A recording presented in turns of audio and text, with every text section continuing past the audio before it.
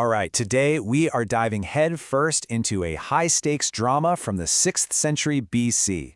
It's a story about a community in crisis, caught between a really harsh reality and a very comforting lie. We're about to unpack a huge prophetic showdown in ancient Babylon, all laid out in the book of Jeremiah, chapter 29. Just imagine for a second that you've lost everything: your home, your country, your freedom. You are literally an exile. Now, what if the biggest threat you're facing isn't from the people who captured you, but from the voices inside your own community promising a quick and easy way out? That question right there is at the very heart of what we're talking about today. So, let's set the scene. Our story kicks off with the Jewish exiles in Babylon. The year is just after 597 BC. The best and brightest people from Jerusalem have been dragged from their homes, and they are absolutely desperate for a word from God. The problem? Well, they were getting two completely different messages about what their future was supposed to look like.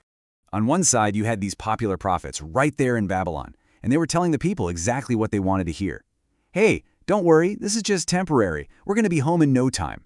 It was a message that felt great, right? Instant gratification. But on the other side, you have Jeremiah sending a much, much tougher message all the way from Jerusalem. Settle in. This is going to last for 70 years. So they had a choice to make between a lie that felt good and a truth that was really difficult to swallow.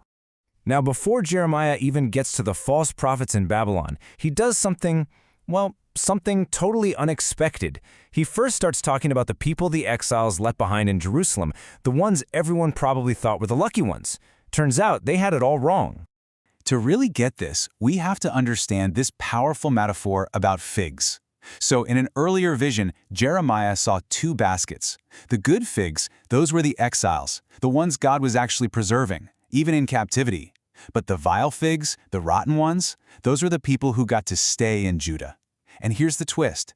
Being spared from exile wasn't a blessing at all. It was actually a curse. And the judgment on these so-called bad figs it's just brutal. Jeremiah does not mince words here. God's message is that a terrible fate is waiting for the people still in Jerusalem, led by their puppet king, Zedekiah. But what did that actually look like for them on the ground? This trio of sword, famine, and pestilence?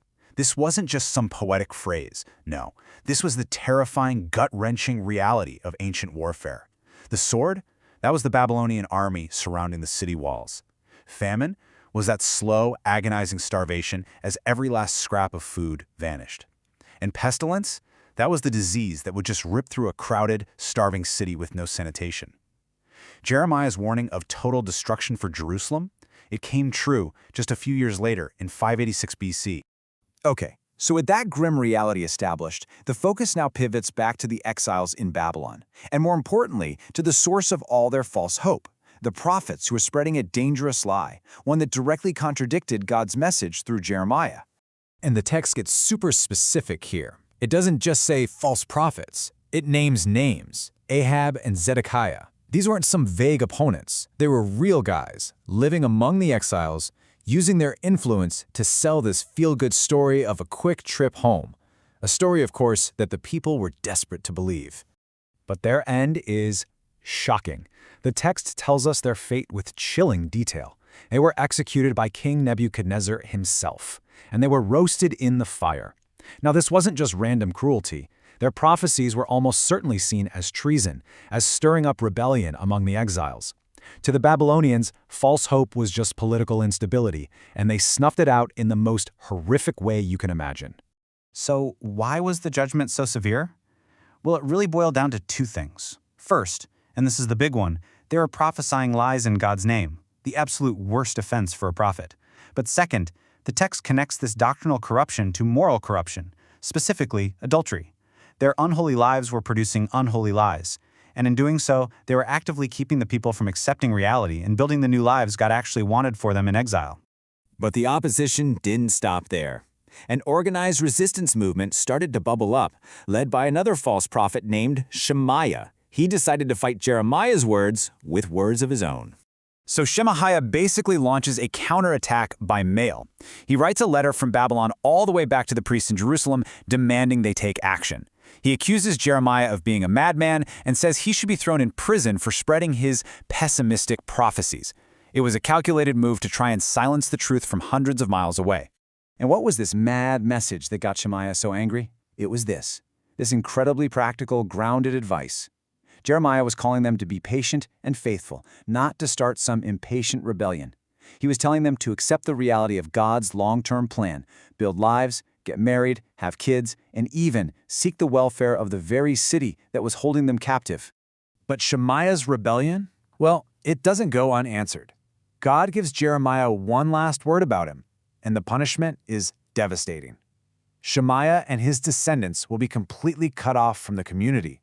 They will have no part in the future restoration God has planned. The man who taught a lie that offered a false future would have no place in the true one. So you've got two sets of prophets, right? Two totally competing visions for the future.